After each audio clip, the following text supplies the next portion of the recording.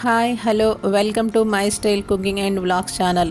ఈరోజు రెసిపీ వచ్చేసి hotel style pesarattu పల్లీ చట్నీ ఎలా చేయాలో చూద్దాం.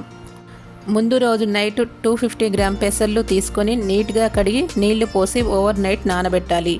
గ్రైండ్ చేసే ముందు నీట్గా కడిగి ఉంచాలి.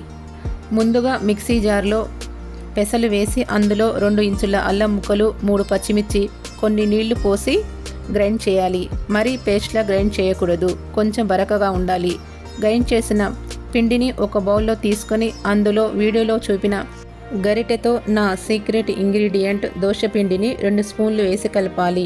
ఈ దోసపిండిని వేసి కలిపి పెసరట్లు వేస్తే చాలా క్రిస్పీగా రుచిగా ఉంటాయి. ఒకవేళ పెసరట్లు వేసేటప్పుడు మీ దగ్గర దోసపిండి లేకపోతే పర్వాలేదు. మీరు పెసలు నానబెట్టేటప్పుడు 1 గుప్పెడు మినపప్పు, 2 గుప్పెళ్ళు బియ్యం వేసి నానబెట్టండి. అలాగే 1 టీ స్పూన్ ఉప్పు వేసి కలపాలి. బ్యాటర్ మరీ పల్చగా కాకుండా మరీ థిక్గా కాకుండా వీడియోలో చూపించిన విధంగా ఉండాలి. ఇప్పుడు పల్లీ చట్నీ ఎలా చేయాలో చూద్దాం.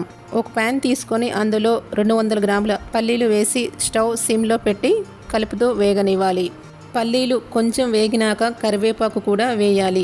పల్లీలు 50% మాత్రమే వేగనివ్వాలి. పల్లీలు అస్సలు మాడకూడదు. వీడియోలో చూపించిన విధంగా పల్లీలు వేగనిచ్చి ఒక ప్లేట్లో వేసి చల్లారనివ్వాలి. ఒక బౌల్లో గ్లాసు వాటర్ పోసి కడిగిన 6 పచ్చిమిర్చి వేసి ఉడకనివ్వాలి.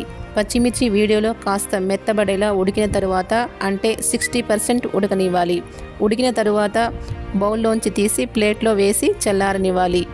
తరువాత ఒక మిక్సీ జార్ తీసుకొని అందులో 1 ఇంచు కట్ చేసిన అల్లం ముక్కలు, పల్లీలు వేయాలి. 1 స్పూన్ ఉప్పు వేసి ఒకసారి కాస్త గ్రైండ్ చేసి అందులో ఉడకబెట్టిన పచ్చిమిర్చి, కొద్దిగా చింతపండు వేసి కొన్ని నీళ్లు పోసి కలిపి మళ్ళీ గ్రైండ్ చేయాలి. మరీ మెత్తగా పేస్ట్లా గ్రైండ్ చేయకూడదు. వీడియోలో చూపించిన విధంగా ఉండాలి. అలాగే నీళ్లు కూడా ఎక్కువగా పోయకూడదు.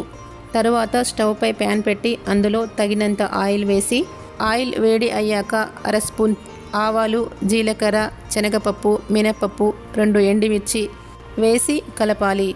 అలాగే ఇంగువ, కరివేపాకు వేసి కలపాలి. పోపు వేగిన తర్వాత చట్నీలో వేసి కలుపుకోవాలి. ఎంతో టేస్టీ అయిన పల్లీ చట్నీ రెడీ. ఈ చట్నీ ఇడ్లీ, దోశలో కూడా చాలా బాగుంటుంది. తర్వాత పెసరట్టు ఎలా చేయాలో చూద్దాం. స్టవ్ ఆన్ చేసి ప్యాన్ పెట్టాలి. ప్యాన్ హీట్ అయ్యాక ఆయిల్ వేసి ఆనియన్తో రుద్దాలి. తర్వాత 1 స్పూన్ బ్యాటర్ని ప్యాన్ పై పోసి దోశలా స్ప్రెడ్ చేయాలి. స్టవ్ని మీడియం ఫ్లేమ్లో ఉంచాలి. పైన సన్నగా తరిగిన ఉల్లి ముక్కలు, తురిమిన క్యారెట్, సన్నగా తరిగిన కొత్తిమీర వేసి పైన ఆయిల్ కొద్దిగా వేసి దోశని వీడియోలో చూపిన విధంగా కాలనివ్వాలి. దోశ మంచి కలర్ వచ్చాక ఫోల్డ్ చేసి ప్లేట్లో వేసుకోవాలి. అన్ని అట్లు ఇలాగే చేయాలి. ఈ పెసర దోశని నేను చేసిన పల్లీ చట్నీతో వేడివేడిగా సర్వ్ చేసుకోవాలి. పెసరట్టు పల్లీ చట్నీ రెడీ. ఈ పెసరట్లు ఎంతో హెల్దీ అండ్ టేస్టీ కూడా. మీరు మీ ఇంట్లో తప్పకుండా ట్రై చేయండి.